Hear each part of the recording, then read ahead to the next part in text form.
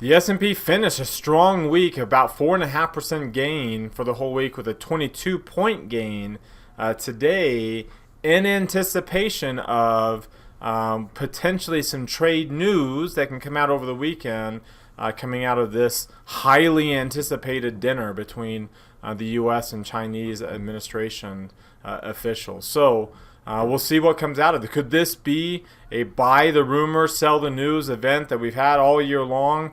We'll see. We break down how this week changes our posture going forward and what our expectations are coming out of this weekend into a new week, and break down what's driving this action in the different sectors and asset classes, with a trade idea in a sector that had a really dang good week this week. So let's go ahead and get started.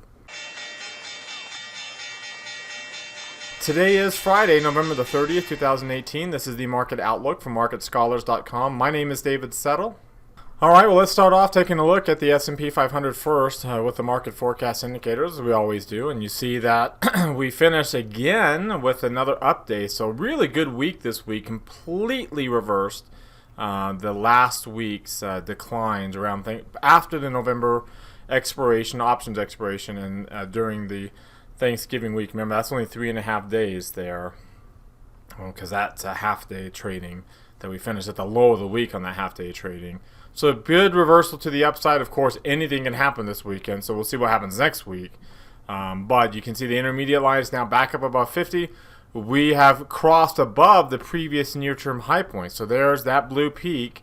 That's the previous near-term high. We've easily closed above, not just the closing high of that run, but the intraday high. So we are now up to higher. We're coming up off of a lower near-term low, which happened to be a divergence, and now we're getting through the divergent high point. So a very good sign there.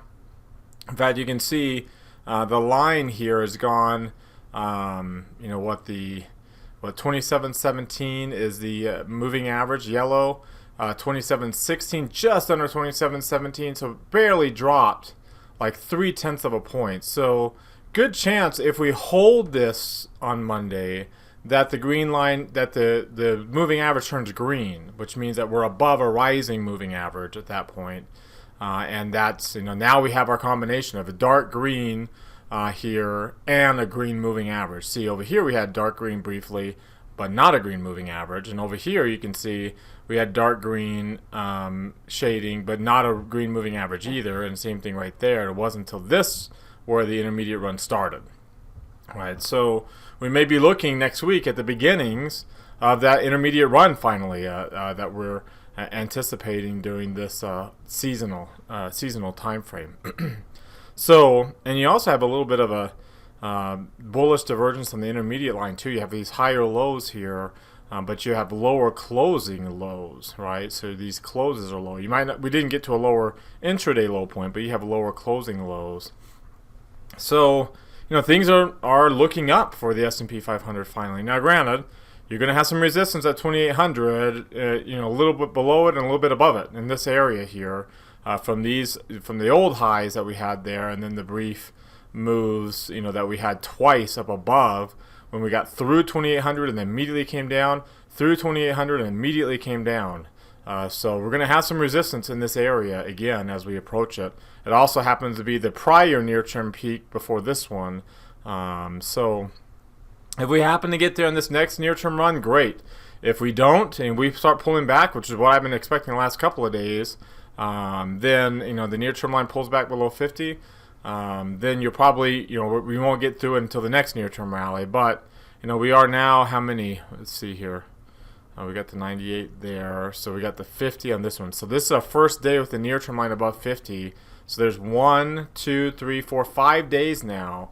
And that's typical. That's the kind of the long end of a below 50 intermediate line. So, we're looking at, the possibility of 7 to 12 days, a norm. Which is a good sign for this intermediate line that we're taking off and we're getting through, and we're starting a 1 to 3 month rally for the S&P 500. And you look at the Dow Jones, not quite as bullish, but still getting up above the previous near-term high after this divergence. Intermediate line's not quite above 50 yet, but strong posture The NASDAQ Composite, same thing at 46, but above the previous near-term high point 2. And then finally the Russell 2000. This is kind of the lowest. It's also just barely above the prior near-term high point, and things are turning up. Its market sentiment's the lowest, which again suggests that we might get a really decent move out of the S&P 500. Now keep in mind the Russell 2000, as we look at some of these other charts here, and we'll actually we'll look at the long-term chart here in a minute. But this pullback, remember, produced the death cross, and this is setting the low point of the death cross. So if we can double bottom this and get through that top, then we know that this set the bottom. But remember, we're going to run up here and test 200-day moving average and roll, and if we roll over, then we're in bear market, right? That's the beginnings of a bear market. If we break through that, then it's just like we had in early 2016, which started a couple of year rally up to some significant new all-time highs for all of these major indexes. All right, before we look at some other charts, I wanted to remind you to subscribe to our YouTube channel. Mouse over our Market Scholars logo right there in the bottom right corner of your video. Then click that subscribe button that pops out. Also, click the thumbs up icon down below the video. That tells me that you got something out of it tonight and you want us to do it again on Monday. Really quick and easy way to give us feedback. You can do that right now while you're watching. Also, while you're down there, comment on anything that stood out to you. Love to see what you're getting out of these videos. It helps us know what to keep talking about in future and upcoming videos. Remember, if you would like to subscribe to our Market Outlook email list, you can do that with that link that's popping out in the top right corner of your screen. Follow me on Twitter for more content like this throughout the day and throughout the week. And remember to join our Market Outlook community that we created on Facebook. As you're watching the video here on our blog, a lot of you are watching this on our blog post here. And again, to get to our blog, for those who aren't, you can click on marketscholars.com and go to blog at the top of the page. But we're looking for 3 clicks from you here that, again, let us know you want us to keep doing these videos. One is to like tonight's Market Outlook tweet. That's right here. Just click on that heart right there, and that opens up a new window. Click on the like button. Or number 2, click on this Facebook image here that takes you to our Facebook page, to tonight's Market Outlook post. You can click on like and share there. And then finally here, remember, you can also share these videos to your friends on Facebook, as well as on Twitter, and then to your professional connections that you have who may be interested in this type of content on LinkedIn. Just click on either of these buttons. You can email anybody to the link to this through that link. All right, so let's go ahead and look at some more charts again. And again, going back to what I was saying earlier about the long-term charts, here's the S&P back up above its 200-day moving average, back up above its 50-day moving average. So very significant weekly close for the S&P, avoiding the death cross itself, with the 50-day staying up above the 200-day. You can see the Dow Jones Industrial Average doing the same thing, getting a move up above the 50-day moving average. The NASDAQ Composite really darn close to its 200-day and 50-day moving average. Again, you got the death cross here with this falling, so setting the low point as of right now. And then the Russell 2000, same thing. There's that double bottom we're talking about with the high point in between. Not quite up above yet, so we're gonna see what happens with this double bottom. Do we break through that high, or do we hold it? If we hold the high and roll back down, not going to look good. If we, and it might, meander around there, so it's not going to like go up there and bounce right off it like a trampoline. But it's probably not going to get right up there and break right through it either, like whatever analogy you want to use. Insert analogy for easily breaking through a certain level. So it's probably not going to do that either. We're going to get up there and then meander and mess around up and down before either breaking and holding or bouncing and pulling back down. And then again, that would be significant. That would be significant for what would be the beginnings of a bear market, probably for all these asset classes. Now, I don't expect that. I expect more of a bullish one for a variety of reasons I've talked about before that still are in place. Like, none of them have changed. I don't get caught up in the crowd, right? The crowd obviously has been a lot more bearish right now, and it's been the bears have been a lot more vocal and a lot more active. But I won't get caught up in the crowd until I see things that I've been looking at change, and we haven't seen that across some of these, and we're actually seeing a lot of signals here that would suggest the opportunity for a reversal as we're getting right now. like we've been expecting in these videos for a while. There's your 3 green arrow chart. We're above all, we got 3 green arrows all across the board now. We talked before about the stages of a trend reversal, and that's what I focused on in today's technical analysis class quite a bit, and how to look for stocks that are showing those same stages. But the final stage is to get that 8 and 17 day moving average, the red and green lines up above the 30, and we're pretty close, right? I mean, they're right sitting on top of it. The 8 days right sitting on top of the 17. That's where the blue line's at 0. They're both sitting right on the 30. You get those both up above, like over here, and then that starts the intermediate run. So a good sign, especially with this divergence in the MACD, good sign for that bullish reversal pattern to occur. So let's take a look at the intraday chart, see how bullish we were there, and you can see how we got up to a higher high at the very end of the day. Higher low point as well. We didn't pull back as far in the afternoon yesterday. We rallied off those lows initially in the morning. So low of the day early, high of the day late. That's bullish.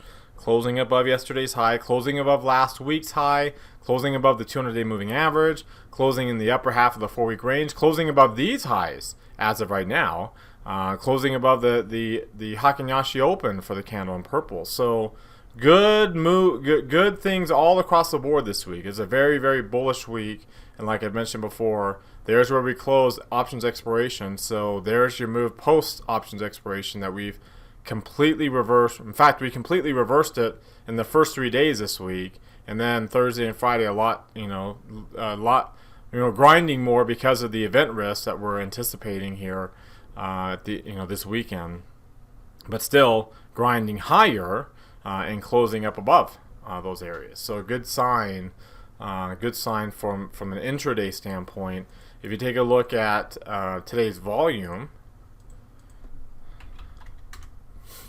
Today's volume here at 98 million down here at the bottom. Today's trading range at 2.83 points. So let's put that in context. 2.83 points is right here. It's barely above 1%. So it's going to be down in this area, 2.83 points. So bringing the line down, bringing this down. I mentioned before how the stages this kind of occurs, and the ATR goes down the slowest. Volume comes down a lot more, and we had pretty decent volume today, right about at the average, but that's a lot less than where that average peaked during the decline here. And then finally look at volatility.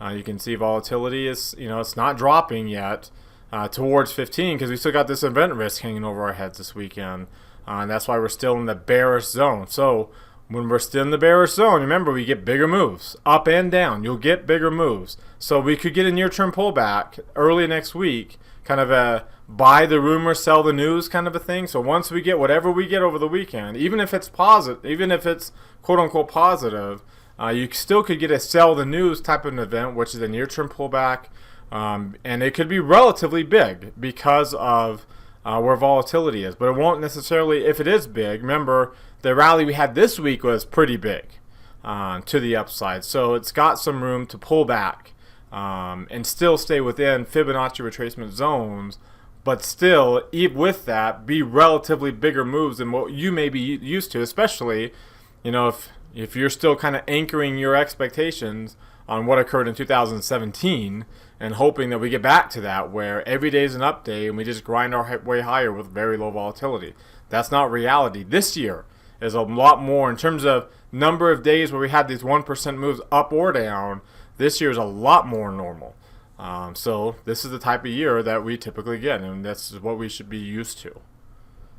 So to summarize, the markets had a really good bullish week this week. We've reversed some near-term trends of lower highs and lower lows now with a higher near-term high. We're looking like we're getting the beginnings of an intermediate run, which typically lasts 1 to 3 months, which would be the first of multiple, because of where market sentiment is, the first of potentially multiple intermediate rallies that would extend over a 6 to 9 month period. So now, that doesn't mean we'll go up every day over the next 9 months, for example, or 6 months. It doesn't mean that we won't have intermediate pullbacks where the intermediate line drops back down below 50. We saw one earlier this year. So, we'll still get ups and downs, but the ups will be higher, the downs will be higher too. That's what you'd expect when you have this 6 to 9 month long-term rally. So it looks like we're getting the beginnings of that with the new near-term highs. Again, volatility is still high. We have the event risk that people have been anticipating. There could be a knee-jerk, sell the news type of event early next week, so don't get too caught up in that. If the market pulls back, it will be very expected. It will just be near-term now. If it pulls back beyond Fibonacci retracement, that's a different story. So we'll keep our eyes out to that, but we won't expect that. You expect it to pull back toward their support, bounce off of that, and continue this new trend of higher near-term highs and what would be a higher near-term low. So what do you think about that? Do you agree or disagree?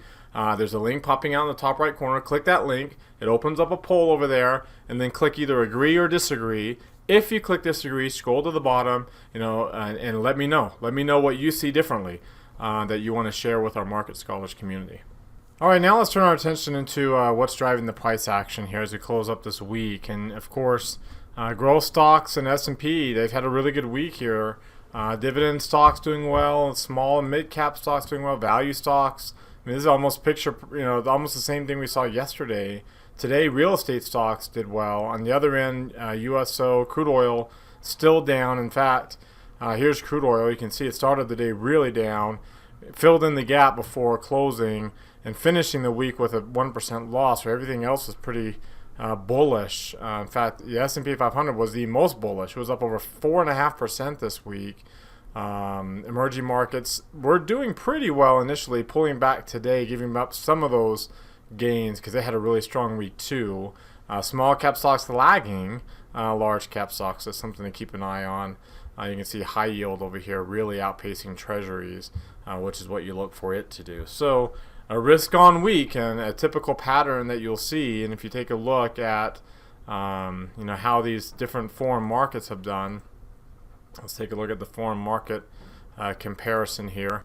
You can see that China had the best performance with the S&P 500. You wonder why those two in particular had the best performance out of all of these markets, whereas on the other end of the spectrum, emerging markets giving up their gains. They have really strong gains this week, all of these. Indonesia, Poland, Turkey, Russia, even South Korea here. All of them just giving up some of their gains. That's all that is. Germany, UK, though those are both still France. Italy's up here. Those are all still a little weak, though. So Europe still looks relatively weak. That would be EFA. Whereas emerging markets, so even with this pullback, still looking like they're trying to form this bottom and get this bottom in and working their way high. Remember, this any bullishness, long-term bullishness, will most likely be led by these international areas, especially these emerging market areas.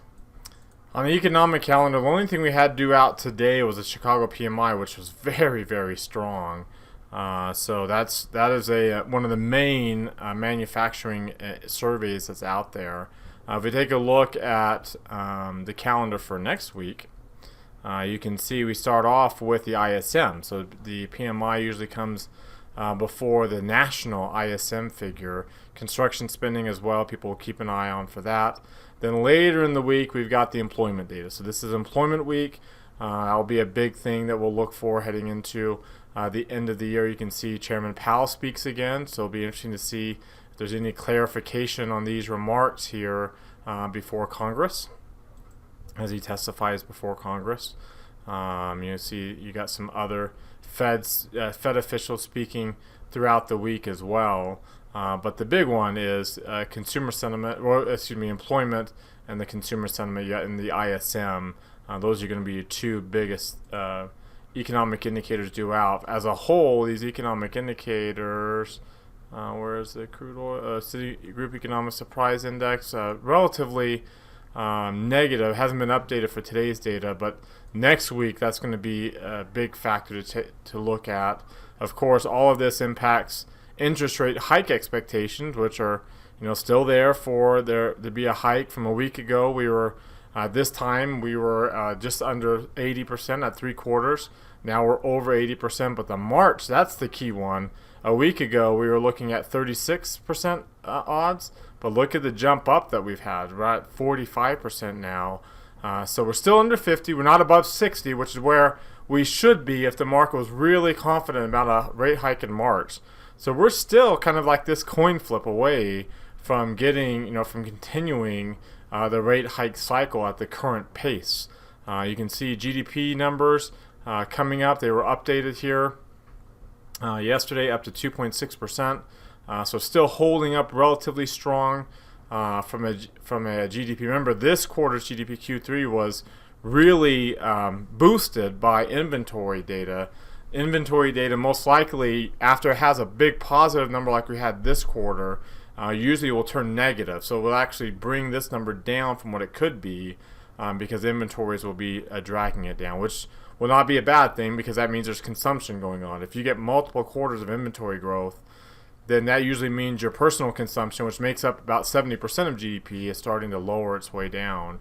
Let's take a look at the yield curve here, and we'll look at a daily chart on the yield curve. For some reason, the yield curve isn't showing for me, but you can see the 10-year note after getting above this 3.1% now coming back down multiple weeks. This is a weekly chart. So back below its 50-day moving average with this divergence suggesting that we could come down and test that low point of 2.8%. So that would be getting back below 3%. We're getting really close to that 3%. A very, very important number from a big round perspective. 3%, big round number.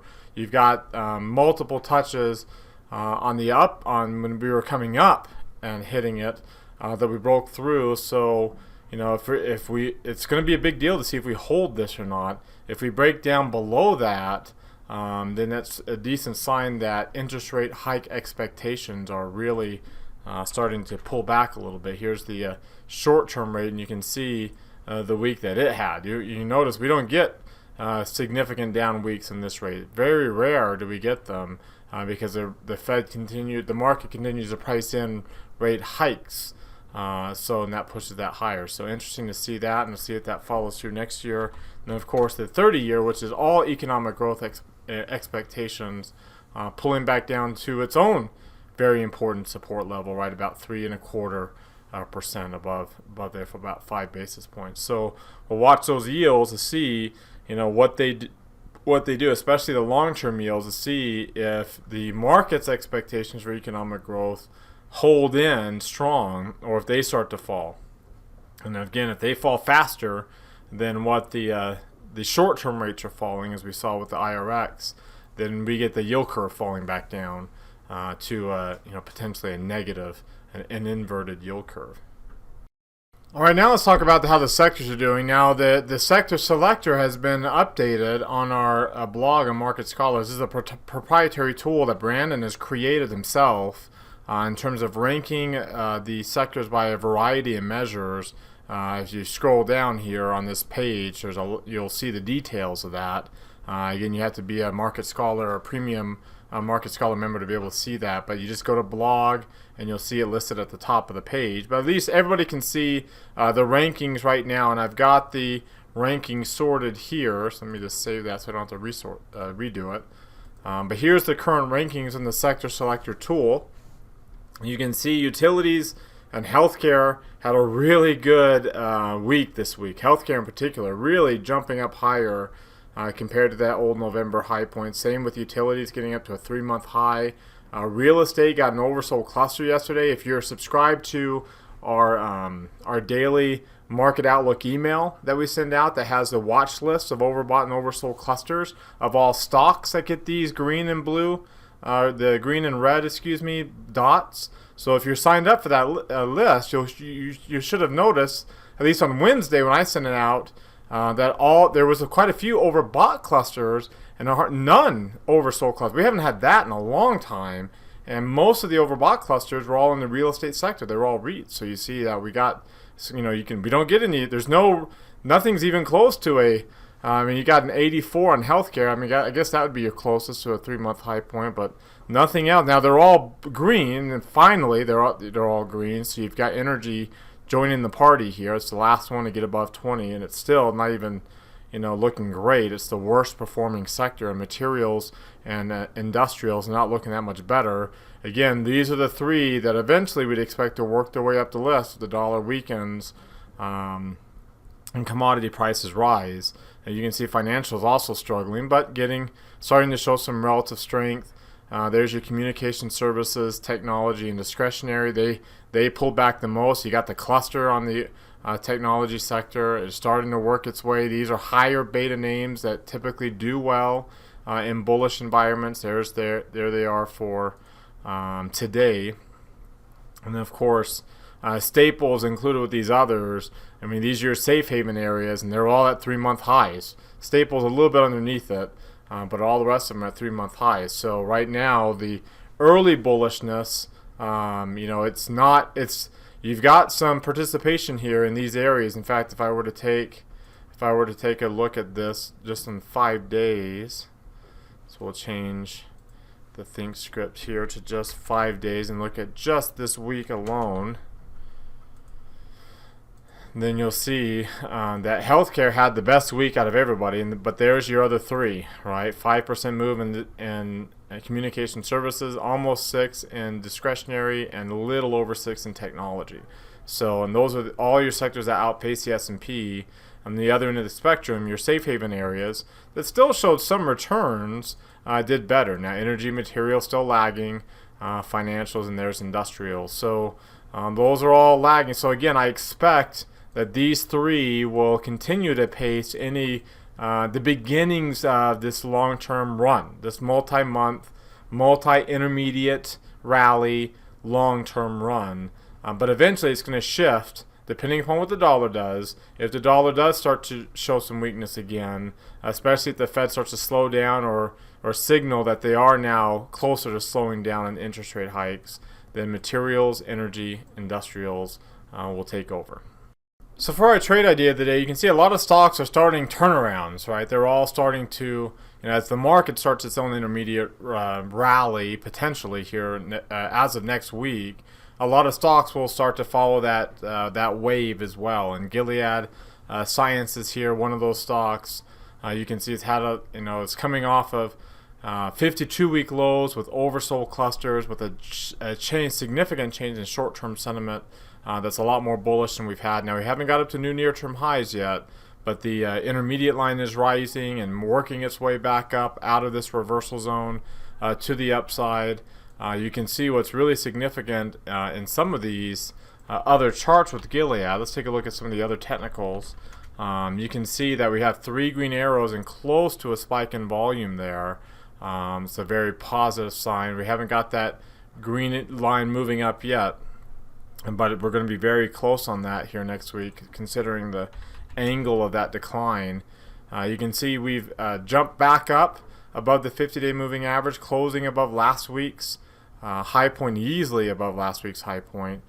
So again, kind of setting not just 52-week lows, but you can see there's some significant lows here, working our way back up to the top of a channel that we've been kind of trading in for the last year plus on Gilead. You can see from a Bollinger Band perspective.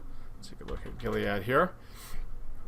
We are in the upper half. I mean, it's significant close. Now we closed above the exponential moving average yesterday, but today really solidifying. See here, we had little closes above it too, and then coming right back down. Today, much more significant, to the point where the orange line, which is the top band, is rising. So now the lower band and the top band are both rising. Very good sign there. You got some room for it to run before you meet up with some volume resistance on the upside. Let's take a look at the DMI for Gilead. You can see crossing the positive, crossing above the negative, above 20, with the ADX above 20. That's why you got that green dotted line here. It's crossing above 25. And when you look at the other DMI indicators here, you have a green arrow still on this, with the oscillator now, the histogram here, showing green as well. So good signals from a DMI perspective. And then finally, I want to take a look at this. The 3 green arrows here with the 2-line versions coming up off of a MACD divergence. MACD close to crossing above 0. You can see the 8 and the 17 close to crossing above the 30. Stochastics working its way in the upper half of the chart. So positive technical pattern all around, and you can see, I mean, there's going to be some potential for pullback. Of course, there's a higher high and a higher low today, getting really close to the 4-week high point. easily in the upper half of the range the last couple of days. So there could be some pullback here, and if you take a look at the options right now, you can sell the 70. Excuse me, I lost it. It's going to be Gilead here. So we could look at selling the 70 right now, right? And even if we did pull back, you know, there's your 70. You've got some room below 70. In fact, there's your vertical spread if you did it right now. You easily get more credit than you need. You need 60 cents on a $2.5 wide, 58 exactly, and you're at 80. So we've got a lot more credit than we need. In fact, we could say, you know what? Let's just make sure that if there is a pullback, let's make sure that this thing does go up before we get in. And for that to happen, for me to get down to 60 cents here, we basically need this price to go, the Gilead itself to go up to 73.43, which would kind of break us through the 4-week high point. So a little bit of a resistance breakout. We'll set a stop limit at that price. That gives me my 30% return on risk. That will set my limit order to get filled or to get in at 60 cents once the stop is triggered. So there's my trigger, and then it will trigger this 60-cent limit order for the vertical that we'll try to get filled in at. And you can see you might have to finagle that around once we get there. But it just shows that you know, if we do get a pullback, we won't get filled in. And what you could do then is you can say, okay, well, if I did the 67.5, which gives me my short strike price right there, if I did that right now, you can see I'm not getting. I'm just a little bit under. So I can raise that up to 60 cents, maybe 65 cents to give it a little bit more. And we'll leave that at a limit order. And so now we won't get filled in until we do drop below 70.22 or 70.20, so down into this area. So if there is a pullback, I can get in to that vertical spread. Or if it continues to move higher and break out to new 4-week high, I can get into this other one. So those are my two different options that I have to get filled in one way or the other. If we pull back down to 67.5, and if we break out, I get in with the 70, which is going to be right around this what would be the 4-week midpoint if we were to get up to that price. So that wraps us up for today. Now I want to hear from you. Click the link that's above the video in our blog, and let's go to the forums and let's chat about it. If you have any questions for me, if you want to keep this conversation going over the weekend into next week, click that link and just open up a new thread and reply. Remember, you have to subscribe to our site to participate in our forums, but you can do that for free there on the blog post as well in the top right corner where it says Join Market Scholars. As always, thank you very much for watching our videos. Remember to subscribe to our YouTube channel, like the video by clicking the thumbs up icon below, and comment on anything that stands out to you. Follow me on Twitter, join our Facebook community that we created for the Market Outlook, and also join our daily Market Outlook email list with all the things I showed you earlier in the video. Have a great weekend, everybody, and we'll see you all on Monday.